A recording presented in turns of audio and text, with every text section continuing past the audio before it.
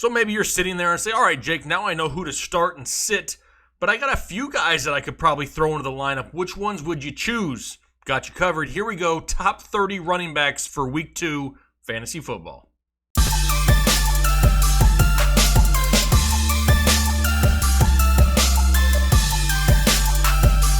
What's going on, Headliner Nation? Jake, Fantasy Headliners. Hopefully you guys are all doing well out there. Welcome back to the Draft.com studios, where today we're talking rankings. Yes, top 30 rankings for Week 2 here for the running back positions.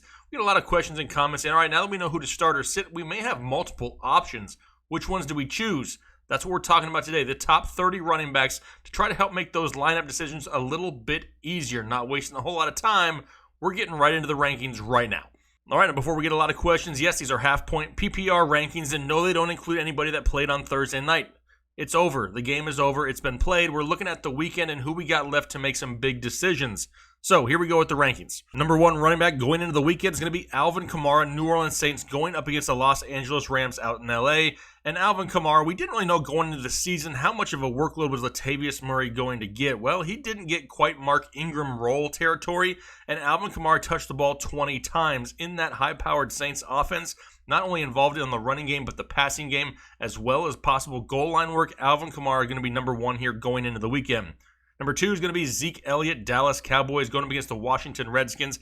As the season progresses, Zeke will get more and more work. The more work he gets, the more fantasy points he gets you. It's a slam dunk putting Zeke Elliott number 2. Number 3 is going to be Saquon Barkley, New York Giants, going up against the Buffalo Bills defense, who's a little bit underrated, but Saquon is so involved in that offense. In fact, he's almost that entire offense, and he could make or break your fantasy day on one play. That's all it takes. 160-yard touchdown to the house could help save your fantasy day, and he's more than capable of doing it on a weekly basis. Got him at running back 3. Dalvin Cook, Minnesota Vikings, coming up next against the Green Bay Packers, and we saw what the Packers defense looked like in Week 1.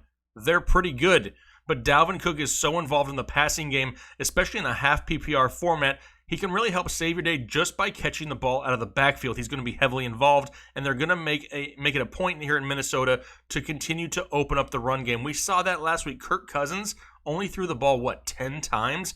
They don't need to continue to throw huge numbers if they can continue to move the ball on the ground. Maybe a little bit tougher this week for Dalvin Cook, but I still like him. Still got him right here at running back 4. Number 5, going to be Nick Chubb, Cleveland Browns, and a lot of people are like, well, yep, Browns suck again. It was 1 week, people. Calm down. Chill out. Monday night going up against the Jets. Primetime football. Nick Chubb rebounds this week. He's going to get close to 20 touches. Very few running backs in the league that get that. And I do believe that Cleveland gets that offense back on track this week. As long as Baker Mayfield's 100% healthy, good to go into the game. Coming up next, David Johnson, Arizona Cardinals, going up against the Baltimore Ravens. Another tough matchup here for David Johnson, but we saw it last week.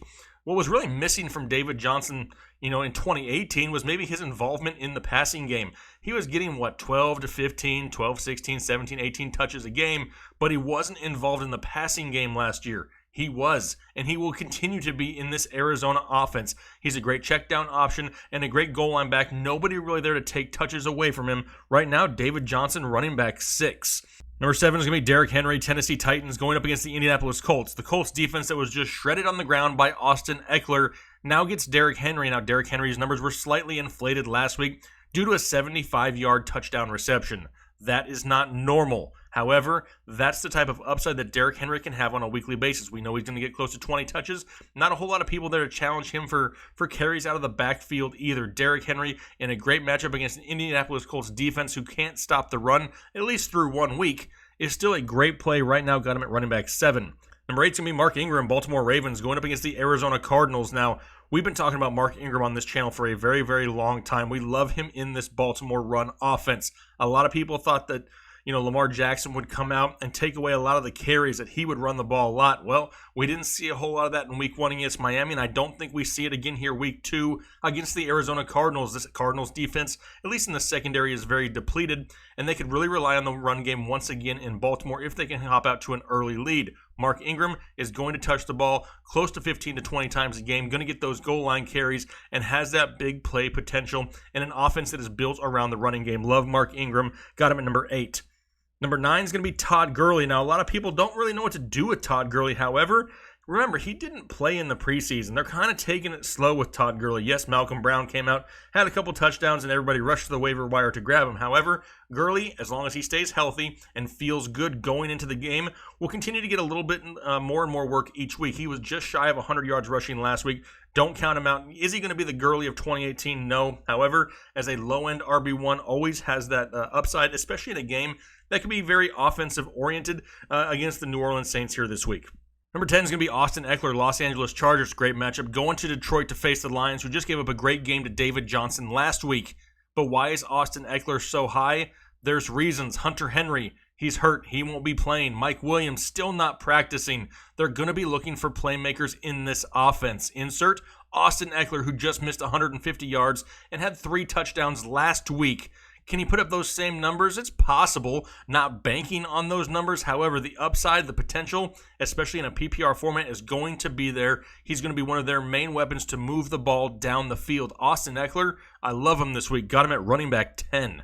Number 11 is going to be Josh Jacobs, Oakland Raiders. And man, did people rush to the comment section last week to try to say, see, we told you Josh Jacobs was good. The problem is, I never said the guy wasn't good. The only thing I've ever said about Josh Jacobs was during fantasy football draft season, I wasn't willing to spend that high draft pick on a very unproven running back in an offense that at the time was very in flux with the whole Antonio Brown drama. Yes, he's going to get the ball quite a bit, but don't, blow this out of proportion. The Denver Broncos did not look that great. They just didn't, and he really benefited from a lot of touches late in the game. Only averaged 3.7 yards per carry, however, did get the 2 goal line rushes. I'm not taking anything away from Josh Jacobs. He has the talent. Can he last all year? That's the question. He gets a great matchup against the Kansas City Chiefs, where Oakland's going to have to try to find whatever possible firepower they have. Josh Jacobs could be heavily involved again this week. I got him at running back 11. Number 12 is going to be Le'Veon Bell of the New York Jets, but we don't know what to do with Le'Veon Bell. There's a problem. I mean, he just had an MRI on his shoulder. Kind of caught a lot of people by surprise. Now, results came back negative, and it's just day-to-day. But what do we do with Le'Veon Bell? He plays Monday night. We're not going to know before all these games kick off on Sunday whether he's going to be 100% full go or not. What if he's a late-minute scratch? Right now, I have him at number 12. If he was 100% healthy, I'd probably have him up inside the top 5. The upside is huge. It's there for Le'Veon Bell this week in a matchup against the Cleveland Browns, but is he healthy enough to start? Pay attention to those practice reports. Pay attention to the injury reports, because if he's limited at all, you may not want to risk it. Right now, I got him at number 12, but he could fall as we enter the weekend. Number 13 and 14 are 2 guys playing each other. It's going to be James Conner and Chris Carson. For Conner, I really don't like the way the Pittsburgh offense looked last week, and the Seattle defense is no joke. Can Pittsburgh get back on track? Juju, he's back to practice, saying he's fully healthy with a toe injury. However, if he's not, if he's limited at all, and he does have to come out of that game, the Seattle defense has nothing to do but focus on taking away James Conner. Kind of similar to last week, the run defense of the New England Patriots really locked down James Conner last week. Same thing could happen here in Seattle. With Chris Carson, a little bit of the same also, going up against a Pittsburgh run defense that really took the run game away from New England altogether. Sony Michel did not look great last week. They couldn't really get a whole lot going throughout the game with the New England Patriots. These guys both have that upside. They both could see close to 20 touches, and that's why they're this high. But I'm not overly excited about them. Got to put them outside the top 12. Got Conner at 13, Chris Carson at 14. Number 15 is going to be Marlon Mack, Indianapolis Colts. And when Andrew Luck retired, we put a video out and said, hey, we actually like this for Marlon Mack. We think he could get a bump in volume. And a lot of people thought we were absolutely crazy. And then week 1 happened. Marlon Mack came out, had 25 carries for 174 yards. No involvement in the passing game, but the involvement on the ground was huge. And for the reasons that we kind of saw coming. They need to rely more on the run game in Indianapolis to help take some of that pressure off of Jacoby Brissett, the new quarterback there for the Indianapolis Colts. Plenty of weapons there for Brissett, even though they did lose #NeverFunchess. They may get more of an opportunity to some of the younger wide receivers there. However, Marlon Mack going up against the Tennessee Titans defense, which looked great last week against the Cleveland Browns. I don't want to say they locked down Nick Chubb, but they sure didn't allow him to do very much. Marlon Mack could see a heavy dose of work again on the ground like Marlon Mack this week. He's going to be my running back 15. Number 16 is going to be Sony Michel, New England Patriots, and he had an absolutely horrific game last week against the Steelers. 15 attempts for 14 yards. Gross. But that defense for the Steelers looked pretty good. But now he gets something that's equally gross. It's the defense of the Miami Dolphins. They couldn't stop anybody last week in Baltimore, and now Sony Michel has a chance to bounce back. Why do I not have him higher on this list? That's a question I'm going to get. Well, it's the involvement of James White, especially if Antonio Brown doesn't play, and Rex Burkhead. It kind of limits some of the upside at times. However, Sony Michel may be somebody that they really rely on late in this game to try to establish a running game to build momentum going into week 3. I still like Sony Michel, got him at 16. 17 is going to be Leonard Fournette, Jacksonville Jaguars, going to Houston to play the Texans. And we kind of saw Alvin Kamara at times torch this defense of the Texans. It wasn't really a defense to be feared like a lot of people thought with no Jadeveon Clowney. Now J.J. Watt wasn't really a factor in this game, and they're going to have to stick with the run game in Jacksonville with no more Nick Foles there as of right now. Gardner Minshew back at quarterback. They're going to rely on Leonard Fournette and his legs to try to establish a running game early. If they want to win the game in Jacksonville, they're going to have to give the ball to Leonard Fournette and have him be productive on the ground. Not saying they can't move it through the air because there's a lot of young wide receiving talent. And heck, when Gardner Minshew came into the game last week, he really produced through the air. Leonard Fournette, though, is going to be the key to this game for the Jacksonville Jaguars. Right now, got him at running back 17. Number 18 is going to be Matt Breida, San Francisco 49ers, and really the backfield is just between him and Raheem. I'm not quite a must-start Mostert now that there's no more Tevin Coleman and Jerick McKinnon still injured. But Matt Breida produced in this offense just last year, and now he gets a great matchup going up against the Cincinnati Bengals. It doesn't really matter who plays running back for the San Francisco 49ers. Whoever gets the bulk of the touches has that opportunity to produce big numbers. Matt Breida could actually be a little bit higher on this list. I love the upside of Matt Breida in this offense. It's nothing new to him. He's produced here last year. Matt Breida has an opportunity for a great game. Got him at running back 18, but trending up. Number 19 is going to be Kerryon Johnson, Detroit Lions, going up against the Los Angeles Chargers. Great matchup. Chargers just gave up that huge week to Marlon Mack last week. And Kerryon Johnson really needs to start establishing himself in this offense. Could not get it going last week against the Arizona Cardinals. And the problem was he wasn't even really involved in the passing game like a lot of people had thought. He had 16 carries for 49 yards, but only 2 receptions and 13 yards. That's something that needs to change for the upside of Kerryon Johnson to come back. Right now, he's kind of a low-end RB2, but the upside is there. They really need to start establishing that run a little bit more in Detroit, so Kerryon Johnson has dropped down to number 19 for me. Number 20, a little bit of a surprise. It's Devin Singletary, Buffalo Bills, and they're going to New York to face the Giants. And this guy is by far the best running back in the backfield for the Buffalo Bills. We saw it at times last year. He only had 4 rushing attempts. However, 70 yards on those 4 attempts. Now, he's not going to average 17.5 yards per attempt. I get that. However, the kid is explosive and can make things happen. Kind of looks like a young Shady himself. He also added in 5 receptions for 28 yards. So the pass catching upside is also there for Devin Singletary. And now this week we get him against a New York Giants defense, which is not, striking the fear into any of their opponents. Devin Singletary could have a huge week. I got him a lot higher than the consensus does. Right now, Devin Singletary, running back 20. Number 21 is going to be LeSean McCoy of the Kansas City Chiefs, and a lot of people are scratching their heads saying, how is he higher than Damian Williams? Don't worry, he's just above him. I think both of these guys have RB2 upside here for week 2. Look at Shady was only in Kansas City for like 12 minutes, it felt like, before he was thrown into a game, and he had 10 attempts for 81 yards, 8.1 yards per carry, and 1 reception for 12 yards. I think what we see going forward is a very split backfield where both of these guys are touching the ball close to right around 15 times a game.